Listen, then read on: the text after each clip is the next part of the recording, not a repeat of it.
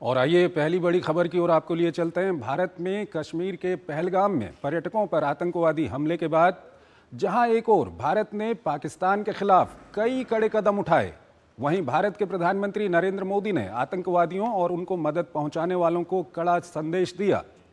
इस सब के बीच पाकिस्तान में प्रधानमंत्री शहबाज शरीफ द्वारा बुलाई गई राष्ट्रीय सुरक्षा समिति की बैठक में भारतीय विमानों के लिए एयर स्पेस बंद करने जैसे फैसले लिए गए हैं। ये रिपोर्ट देखिए। Terrorism will not go unpunished.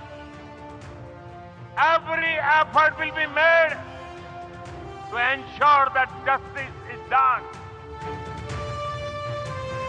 ये संकल्प है दुस्साहस करने वाले दरिंदों को मिट्टी में मिला देने का। ये संकल्प है दुनिया के किसी कोने में मौजूद साजिशकर्ताओं को ढूंढकर अंजाम तक पहुंचाने का। ये संकल्प है मानवता के दुश्मनों को जड़ से उखाड़ फेंकने का। ये संकल्प है आतंकियों के आकाओं की कमर तोड़ देने का। दुनिया के सामने ये प्रतिज्ञा प्रधानमंत्री नरेंद्र मोदी की है, जिस पर पूरा देश अडिग है और मानवता में विश्वास रखने वाला हर व्यक्ति इस अभियान में साथ है। मैं बहुत स्पष्ट शब्दों में कहना चाहता हूं, जिन्होंने ये हमला किया है, उन आतंकियों को और इस हमले की साजिश रचने वालों को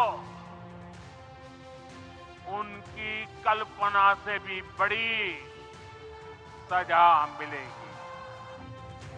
पहलगाम हमले के बाद से सरकार लगातार एक्शन में है। आतंकियों की धरपकड़ के साथ इनके मददगारों पर वार जारी है। बुधवार को सीसीएस की बैठक में पाकिस्तान के खिलाफ कई बड़े कदम उठाए गए। भारत ने पाकिस्तान पर वाटर के साथ साथ डिप्लोमेटिक स्ट्राइक भी की। पाकिस्तानी नागरिकों का वीजा जारी करने की सेवाएं तत्काल प्रभाव से निलंबित कर दी गई हैं। पाकिस्तानी नागरिकों को जारी किए गए सभी वैध वीजा 27 अप्रैल 2025 से रद्द माने जाएंगे। हालांकि चिकित्सा वीजा 29 अप्रैल 2025 तक वैध रहेगा। पाकिस्तान में मौजूद सभी भारतीयों को जल्द वापस लौटने को कहा गया है। पंजाब के अटारी, हुसैनावाला और सत की सीमा पर रिट्रीट समारोह के दौरान औपचारिक प्रदर्शन को कम करने का फैसला किया है। भारतीय गार्ड कमांडर अपने समकक्ष गार्ड कमांडर के साथ प्रतीकात्मक हाथ नहीं मिलाएंगे। समारोह के दौरान अब पहले की तरह बॉर्डर के गेट खोले नहीं जाएंगे। भारत ने वाघा अटारी सीमा पर चेक पोस्ट बंद करने और सार्क वीजा छूट योजना को रद्द करने का फैसला किया है। भारत ने 1960 की सिंधु जल संधि को तत्काल प्रभाव से निलंबित कर दिया है। ये स्पष्ट संदेश है कि खून और पानी एक साथ नहीं बह सकते हैं। इस बीच भारत ने विभिन्न देशों के राजनयिकों को दिल्ली में पहलगाम आतंकी हमले पर जानकारी मुहैया कराई।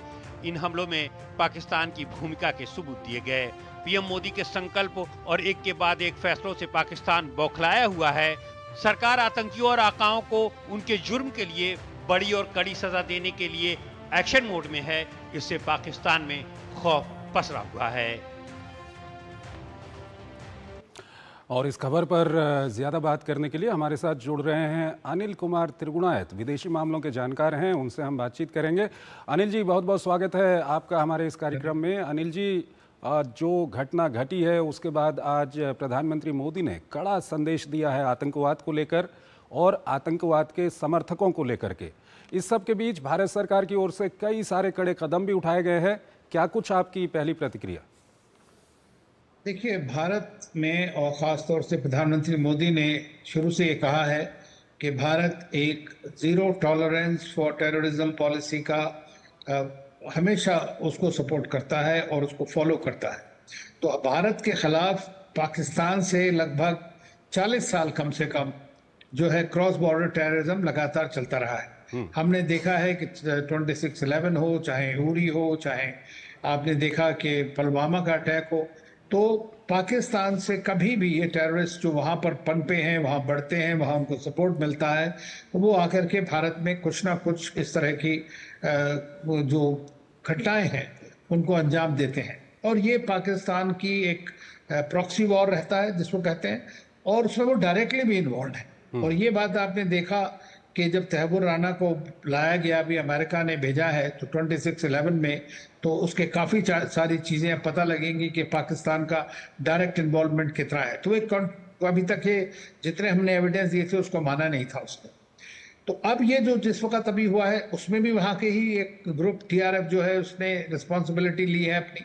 तो भी वो पाकिस्तानी 5 उसमें थे जो मार के गए वहाँ पे लोग, जिनको ढूंढा जा रहा है या मारा जाएगा।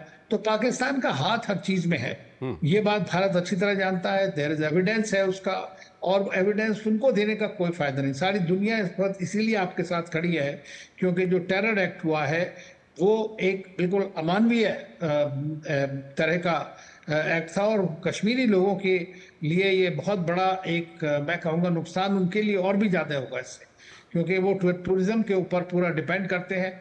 और आज तक इस तरह की बातें कमी हुई हैं कि टूरिस्ट के पर ओपनली इस तरह का अटैक किया जाए। तो उससे पाकिस्तान 2-3 चीज़ों को बताना चाहता है। एक तो पाकिस्तान के अंदर खुद उनकी जो आर्मी है, जो वहाँ की रियल रूलर है, उसकी खिलाफत है काफ़ी हद तक, क्योंकि पाकिस्तान की इकोनॉमिक हालत काफ़ी ख़राब है। उनके यहाँ पॉलिटिकल डिफरेंसेस, डिसेंशन है, आप जानते हैं कितनी समस्याएं हैं।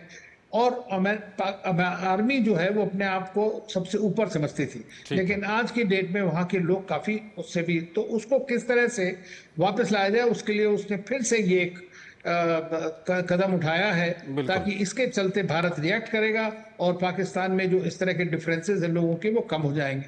तो आर्मी अनिल जी इस सब के बीच जो कदम भारत की ओर से उठाए गए हैं, कई सारे कदम हैं, जिसमें जो इंटरनेशनल बॉर्डर है वहाँ पर जो रिट्रीट होती हैं उनको लेकर के कदम उठाए गए हैं, लेकिन ये सिंधु जल समझौते को जो निलंबित करने का फैसला है, ये कितना महत्वपूर्ण है और कितना ये पाकिस्तान पर चोट करेगा?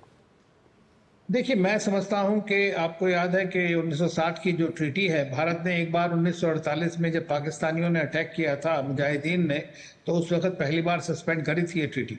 और उसके बाद में ये पाकिस्तान यूनाइटेड नेशंस में चला गया और वहाँ 1960 में फिर से ये एक ट्रीटी हुई, जिसमें जो वेस्टर्न 3 रिवर हैं, जिसमें सिंधु है, चेनाब है और झेलम है, इन 3 रिवर का 80% पानी जो है पाकिस्तान को जाता है। और रावी, ब्यास और सतलज 3 रिवर ईस्टर्न रिवर्स हैं, वो भारत में पानी आता है उसका। लेकिन भारत के थ्रू होकर के जा रही हैं ये सारी रिवर्स, तो भारत का उसमें कंट्रोल है। लोअर राइपेरियन स्टेट है, तो पाकिस्तान के पंजाब और सिंध के जो इलाके हैं वो 90% पूरा इसी पानी के ऊपर में उनका एग्रीकल्चर, उनका पावर प्रोडक्शन और उनका जो सस्टेनेंस है वो इसके ऊपर डिपेंड करता है। तो अगर पूरी तरह आप रोके भी नहीं, उसका टाइमिंग को चेंज कर दें, कम और आगे बढ़ा दें, तो उनका फसलों पे और हर चीज़ के ऊपर, वहाँ की जो डे टू डे लिविंग है लोगों की, उसके ऊपर एक बहुत बड़ा असर हो सकता है। तो मैं समझता हूँ कि ये भारत का एक डिप्लोमेटिक लेकिन बहुत फर्म जो है डिसीजन लिया गया है। वहाँ पर कई इलाकों में बाढ़ भी आती है और भारत का जिस तरह से इसमें नियंत्रण है, और भारत इस संधि की तरह, संधि के हिसाब से अगर नियंत्रण ना करे तो ये भी क्या पाकिस्तान के लिए एक बड़ी समस्या हो सकती है? बिल्कुल, वही मैंने कहा ना कि कब उस पानी को छोड़ा जाए और कब उस पानी को डाइवर्ट किया जाए। तो अब तक हम पूरी ट्रीटी के जितने भी पहलू हैं उसको हम सपोर्ट करते रहे, उसको फॉलो करते रहे। इंडस वाटर ट्रीटी हमारे पाकिस्तान के साथ लड़ाइयों के बावजूद कभी नहीं खत्म हुई। आप ये देख लीजिए, इतनी लड़ाइयां हम पाकिस्तान के साथ हुई लेकिन उसके ऊपर असर नहीं हुआ। लेकिन जैसा प्रधानमंत्री ने कहा है कि blood and water can not flow together, तो वो हमारे ऊपर अगर इस तरह खून की नदियां बहाएंगे और हमसे एक्सपेक्ट करें कि हम उसी तरह से उनके साथ चलते रहेंगे तो पॉसिबल नहीं है।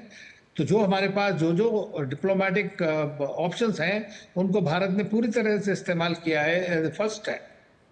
अनिल जी, एक सवाल और उठता है कि अच्छा होता है कि पाकिस्तान सामने आता, अपनी गलती स्वीकार करता, ये सब जो हादसा हुआ है इसको लेकर के वो अपनी बात, आपने जब उनको पूरी तरह से 26/11 के लिए हमने डोसियर बना के कितनी बार दिया, जब पठानकोट और इधर उधर जब हुए तो हमने कहा जॉइंट इन्वेस्टिगेशन करिए आप हमारे साथ, तो वो उसको आपकी वीकनेस समझते हैं।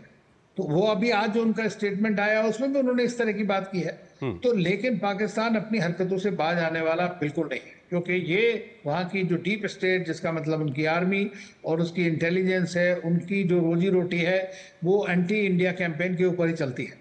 तो वो माफी मांगने का तो सवाल ही नहीं पैदा होता कि वो आपसे आके कहेंगे कि साहब हमसे गलती हो गई, तो एडमिशन ऑफ गिल्ट है। लेकिन अभी तो हम बता रहे हैं कि हमने जब उनको पूरे के जो जिसको कहते हैं कि सारा एविडेंस भी प्रोवाइड करने के बाद में उसको नहीं मानते, वो उसको होल्ड नहीं करते हैं, तो आपके कहने का क्या एतबार करेंगे? वो तो बार बार उसको करेंगे। तो उनको सिर्फ वो कहते हैं ना छठे साक्षम समाचले, तो उनको जैसा है उसको दंड उसी तरह का देना चाहिए और तभी वो उस बात को समझ सकता है। अब देखिए, ये अगर इंडस वाटर ट्रीटी की वजह से, सस्पेंशन की वजह से वहां के लोगों में रोष बढ़ेगा और वो समझेंगे कि किस तरह से पाकिस्तान की जो डीप स्टेट है वो उन्हीं के लिए घातक है। जैसे आज की डेट में इन्होंने कश्मीरियत के नाम पर, कश्मीरी लोग को सपोर्ट करने के नाम पर वहां पर सारे टूरिस्ट फंस जाएंगे, तो वहां के जो लोग हैं कश्मीरी लोग, उनको कितना बड़ा नुकसान होगा इससे। अनिल जी, अंतिम सवाल आपसे जानना चाहेंगे कि ये जो हमला हुआ है, आतंकी हमला पहलगाम में, उसके बाद भारत ने जिस तरह से अपना पक्ष रखा है अंतर्राष्ट्रीय समुदाय के सामने और अंतर्राष्ट्रीय नेताओं का, भारत के नेताओं से अंतर्राष्ट्रीय नेताओं ने संपर्क भी किया, प्रधानमंत्री को कई लोगों ने फ़ोन भी किया है, तो भारत अंतर्राष्ट्रीय स्तर पर इस मामले को रखने में किस हद तक सफल हुआ है, इस वाले मामले को?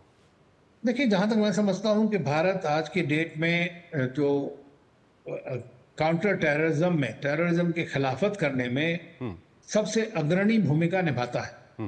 भारत ने यूनाइटेड नेशंस में भी एक comprehensive convention of international terrorism को फ्लोट किया था, वो आज तक पूरी तरह नहीं हो पाई है। प्रधानमंत्री मोदी ने जाकर के यूनाइटेड नेशंस में खुद बोला था कि आज तक अनफॉर्चुनेटली इंटरनेशनल कम्युनिटी टेररिज्म की डेफिनेशन तक को नहीं समझ पाई है, ना डिफाइन कर पाई है।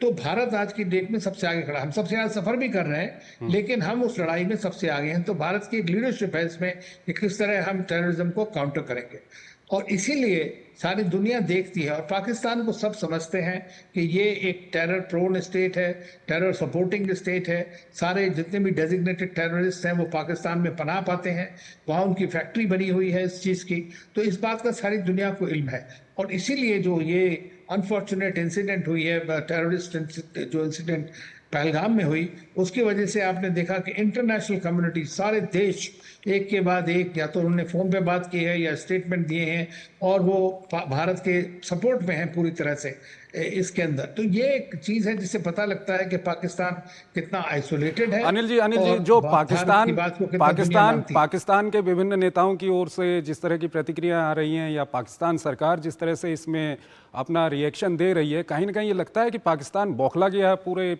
भारत के कदमों से। देखिए, पाकिस्तान ये सोचता है कि भारत शायद कोई बड़ा एक्शन नहीं लेगा हमेशा, और ये एक तरह की, हमने खुद ही अपने ऊपर लक्ष्मण रेखा खींच रखी थी, लेकिन वो तो हमारी रेखा है, हम उसको कभी भी आगे बढ़ा सकते हैं।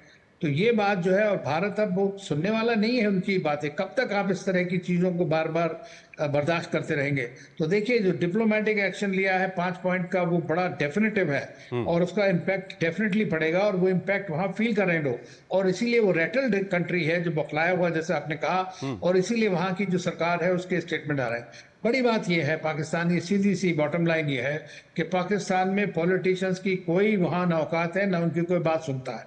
वो कुछ भी बोलते रहे, वो खाली, लेकिन उनका असली जो करता धरता उनका मालिक है वो है पाकिस्तानी आर्मी और जनरल आसिम मुनीर, जिन्होंने अभी कुछ दिन पहले ऐसी बकवास टीवी के ऊपर अपने वहां जाकर रिकॉर्ड किया, उन्होंने जिस तरह की बातें करी, वो भी एक तरह का मैं समझता हूँ एक ट्रिगर था जिसकी वजह से इंसिडेंट हुआ होगा।